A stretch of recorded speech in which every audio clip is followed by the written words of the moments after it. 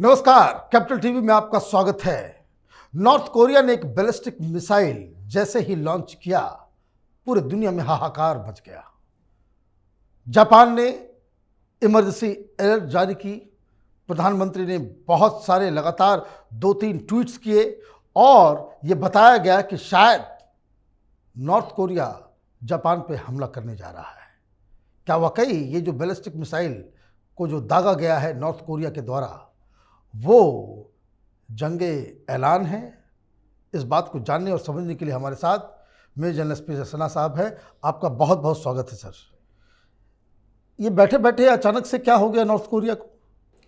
मेरा विश्वास है कि नॉर्थ कोरिया चीन के इशारे पे इसने ऐसा हरकत किया है, पहली बात। अब चीन का इशारा क्यों? क्योंकि चीन वो मैक्सिम को, उस फिलॉसफी को फॉलो कर रहा है कि attack is the best form of defence. यदि आप अपने को डिफेंसिव मोड में सुरक्षित रखना चाहते हो तो अटैक करो। वही जो बॉक्सिंग में गेम है, जो पंच करता रहेगा उसको कम पंच लगेगा, जहाँ डिफेंसिव आए तो पंच खाते रहोगे। और ये चीन ये क्यों इस तरह से कर रहा है? ये भी चीन हर तरह के वॉरफेयर में विश्वास रखता है, चाहे वो परसेप्शन वॉरफेयर हो या स्ट्रेटजिक मैसेजिंग हो या इंफॉर्मेशन वॉरफेयर हो या प्रोपेगेंडा वॉरफेयर, वो इस सब को अस्त्र की तरह इस्तेमाल करता है। तो जापान में क्यों इतनी खलबली मच गई? क्यों बाकायदा वहाँ पे जारी कर दिया गया इमरजेंसी अलर्ट? देखिए, चीन की नीयत को तो आप 100% ग्रांटेड ले नहीं सकते हो। यदि कोई भी देश का जो डिफेंस मैकेनिज्म होता है, स्ट्रक्चर होता है, वो थ्रेट परसेप्शन पे काम करता है। तो यदि जापान को लगता है कि खतरा है तो उसका काउंटर मेजर तो करेगा डेवलप। ये तो स्वाभाविक ड्रिल है, ये तो नेचुरल रिएक्शन है, ये नॉर्मल मिलिट्री टीचिंग है। यदि मुझे लगता है कहीं से खतरा है तो मैं उसका काउंटर डेवलप करता हूँ कि वह सिनेरियो में क्या होगा। वह सिनेरियो में जो मैं सोच रहा हूँ कि ये थ्रेट है, वो कार्यान्वित हो जाएगी, सचमुच मेरे आँख में देखेगी, तो उसको मैं रोक सकता हूँ। यदि प्लानिंग नहीं होगा तो एग्जीक्यूशन कैसे होगा? लेकिन ये बताइए कि चाइना ने नॉर्थ कोरिया को क्यों कहा कि भाई इस वक्त जो है मिसाइल दाग दो? देखो, चीन कई तरह से बुरी तरह से घिर रहा है, चक्रव्यूह में फंस रहा है। पहला, एग्रेसिव कॉर्ड। दूसरा, अमेरिका का फिलीपींस में अपना मिलिट्री स्ट्रक्चर को ज़्यादा एनहांस करना। तीसरा, कि चीन को ताइवान के परिप्रेक्ष्य में क्लियर चुनौती देना। चौथा, कि जिस तरह से वो साउथ कोरिया के साथ मिलिट्री एक्सरसाइज कर रहा है, तो ये सब चीन बेवकूफ़ तो नहीं है, वो देख रहा है कि यदि ये सब हरकत हो रही है तो किसके लिए? उसके लिए। तो वो फिर काउंटर रिएक्शन दे रहा है। आप ये चीन का जो बैलून भेजना, वो भी इसका प्रतीक है कि परसेप्शन क्रिएट कर रहा है। स्ट्रेटेजिक मैसेज है अमेरिका को कि यदि तुम हमको परेशान करोगे तो तुम भी सेफ नहीं हो। और वो बैलून देखिए, चीन से निकलता है, अलास्का जाता है, कनाडा आता है, और जो अमेरिका के मिलिट्री बेस के ऊपर न्यूक्लियर फैसिलिटी जहाँ है वहाँ आके रुक जाता है। तो यदि चीन का कहना है कि वो खाली वेदर का रिपोर्ट तैयार कर रहा था, डाटाबेस क्रिएट कर रहा था, तो इतना तो फॉरवर्ड मूवमेंट कर रहा था। अमेरिका के मिलिट्री बेस के ऊपर आकर क्यों रुक गया? इसका मतलब है आपका सर्वेलेंस का था, स्पाई। आप उस पर जो अभी इक्विपमेंट पड़ा गया है, को एग्जामिन किया गया है, रिट्रीव किया गया है, उसमें साफ है ये सब मिलिट्री बेसेस का वो डाटा कैप्चर कर रहा था। अब सवाल पैदा होता है कि क्या मिलिट्री डाटा जो कलेक्ट किया चीन ने, क्या उसके पास पहुंच गया है या उसी इक्विपमेंट में डिस्ट्रॉय हो गया जब अमेरिका ने हिट किया? तो चीन एक काउंटर गेम खेल रहा है। ये शतरंज, मैं तो अंतर्राष्ट्रीय स्तर को एक शतरंज का खेल देखता हूँ। आपने एक प्यादा चला, उसने प्यादा चला, आपने वजीर चला, वो वजीर चला। अब किसका वजीर कब मजबूत होगा ये टाइम बताएगा। लेकिन जापान को जो खतरा नजर आ रहा है, देखिए अमेरिका ने बहुत भारी गलती की सेकेंड वर्ल्ड वॉर के बाद, जो हिरोशिमा नागासाकी पे अटैक किया, तो जो जापान की जो मिलिट्री, इतनी स्ट्रांग मिलिट्री थी, डिमिलिटराइज कर दिया। आपको फ्यूचर पर देखना चाहिए था कि आपका मेन दुश्मन भविष्य में आज से 20-30 साल के बाद कौन होगा। तो जापान को आप एसेट की इस्तेमाल करना चाहते हैं या एसेट की तरह नहीं इस्तेमाल करना चाहते हैं, या आप समझते हैं कि जापान आपके लिए खतरा बन सकता है? यदि खतरा नहीं बन सकता तो आप ये कर सकते थे कि उसको मिलिटराइज रहने देते, बट ओवरऑल डिफेंस कोऑपरेशन करके उसका मिलिट्री एक्टिविटीज को मॉनिटर करते हैं। बहुत ही खूंखार ताकतवर मिलिट्री थी तो जापान की। बहुत चाइना को तो घुस के मारते थे एकदम। अरे साउथ ईस्ट एशिया में ब्रिटिश की बत्ती कर दी थी जापान ने। और सुभाष चंद्र बोस जी जो मिले थे तो इम्फाल तक आके तबाही, ब्रिटिश के लिए तो खतरा पैदा हो गया था। और नेहरू जी तो ये भी कहा था कि सुभाष हिंदुस्तान में आएंगे तो हम उनसे लड़ेंगे। अब ये बताइए कि ये जो नया डेवलपमेंट हुआ है नॉर्थ कोरिया की तरफ से मिसाइल का, क्या लगता है, अगर आप ये कह रहे हैं कि भाई चीन के इशारे पे वो गुंडागर्दी कर रहा है, तो चीन का क्या डोमेस्टिक एंगल भी है इसमें? डोमेस्टिकली भी शी जिनपिंग कुछ साबित करना चाह रहे हैं इस तरह की चीज़ों को बता के? एकदम। चीन चारों तरफ से आंतरिक रूप से बहुत बुरी हालत में है। रियल एस्टेट कोलैप्स हो गया है, बैंक में पैसा नहीं है, लोग अपने पैसा निकालने के लिए बैंक में जाते हैं, उन पे अटैक हो जाता है चीन के गुंडों के द्वारा, कम्युनिस्ट पार्टी के गुंडों के द्वारा। इंडस्ट्रियलिस्ट जो है जैकमा ऐसे उनका परफॉर्मेंस बहुत ख़राब हो गया है, क्योंकि वो तो चीन बोलता है या तो हमारी भाषा बोलो और नहीं तो हम तुमको आउट कर देंगे। अभी हाल फिलहाल का न्यूज़ है 7-10 दिन पहले का, एक बहुत बड़ा टॉप इंडस्ट्रियलिस्ट गायब है 1 महीने से, कोई पता ही नहीं कहाँ है। तो सवाल होता है कि ऐसे तो धंधा नहीं चलेगा।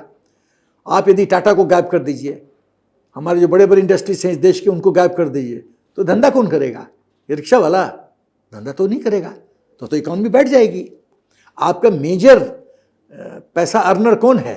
आपको मेजर टैक्स कौन देता है? ये कंपनी इंडस्ट्रीज देते हैं, वो लोग तो नहीं देते हैं।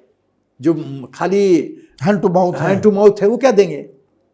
अभी बजट आया था तो किसी ने बड़ा अच्छा कमेंट किया, आबादी 140 करोड़, टैक्स पेयर्स हैं 3 से 4 करोड़, लेकिन नाखुश हैं 136 करोड़। ये क्या है? टैक्स लोग देते नहीं है। यही है रेंट प्रोवाइडर। उसके बाद जिस तरह से मैन्युफैक्चरिंग हब माननीय प्रधानमंत्री जी मोदी जी के जो नेतृत्व में जो मैन्युफैक्चरिंग हब जो शिफ्ट होने की प्रतिक्रिया चल रही है हिंदुस्तान के अंदर, तो चाइना को नुकसान हो रहा है। चाइना को बहुत नुकसान हो रहा है। वो सब भी तो इनकम जनरेटर था। तो क्या लगता है कि वहाँ के लोगों का ध्यान इकोनॉमिक इशूज से हटा करके ये चाइना नेशनलिज्म और वन चाइना इस तरह की चीज़ों को करने के लिए इतना एग्रेसिव पोस्टर लिया जा रहा है? एकदम।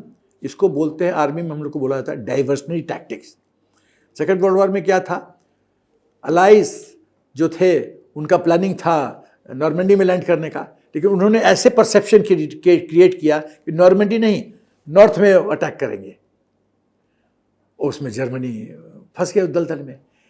डाइवर्सनरी टैक्टिक्स में दुश्मन का ध्यान बांट देना कि वो उसकी ये सोच रहा है, क सोच रहा है तो ख पे ले जाना, वही चीन कर रहा है। तो क्या लगता है कि चीन अगर इस तरह से हर फ्रंट पर को खोल देगा कि साउथ चाइना सी में आप जापान से, फिलीपीन से, ऑस्ट्रेलिया से, यूएस से आप उधर भी फ्रंट खोल दें, और हिंदुस्तान में भी लद्दाख में या फिर नवांग में आप फ्रंट खोल दें, तो क्या इस सारी चीज़ों को अकेले चीन टैकल कर सकता है? एकदम नहीं।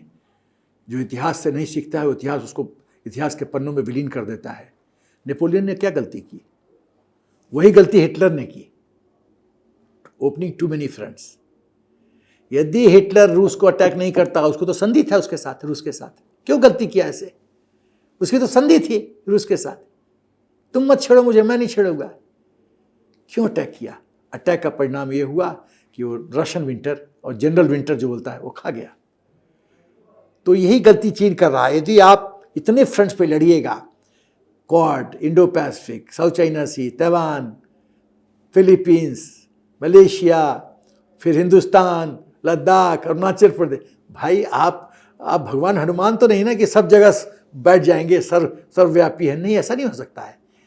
आपके लिए उसके लिए मैचिंग रिसोर्सेज चाहिए, पैसा चाहिए, इंफ्रास्ट्रक्चर चाहिए, डेडिकेटेड ट्रुप्स चाहिए, इक्विपमेंट चाहिए। ट्रुप्स कहाँ है? ट्रुप्स तो है 2 साल के लिए आते हैं। 1 चाइल्ड पॉलिसी है। मैं मर जाऊंगा तो मेरे पेरेंट्स का क्या होगा? वो तो घबराए रहते हैं। चाइना के सोल्जर्स, पीएलए के सोल्जर्स मरने से डरते हैं। वो आर्मी क्या लड़ेगी? वो नहीं लड़ सकती। तो लड़ नहीं सकती तो कुछ भी आप मिसाइल चला दो, एक हिल टॉप पे नत्था सिंह को जाके अपना तिरंगा डालना पड़ता है कि ये हमारा है। वो नत्था सिंह कहाँ से आएगा? नत्था सिंह तो डर के रो रहा है कि हमको लद्दाख में मत ले जाओ, ये 16 बिहार वाले बहुत खतरनाक लोग हैं, बहुत पिटाई करते हैं, तवांग में बहुत पिटाई होती है। तो ये कैसे लड़ेंगे? तो सुपर पावर तो भूल जाओ। अब तुम 4th 5th स्टेटस पे भी तुमको मिल जाता है तो गनीमत है। देखिए, धीरे धीरे चीज़ों को बिल्डअप करने पड़ती है। नेशन बिल्डिंग और नेशन कैपेबिलिटी को बिल्डअप करने में इट इज़ अ प्रोसेस। और प्रोसेस में बहुत कुछ एडजस्ट करना पड़ता है। आप इंडस्ट्रीज को ख़त्म कर देते हो, बैंक में पैसा नहीं है, जो आप स्पेयर पार्ट्स लगाते थे, सप्लाई चेन के बहुत महत्वपूर्ण प्लेयर थे, वो ख़त्म हो जाता है।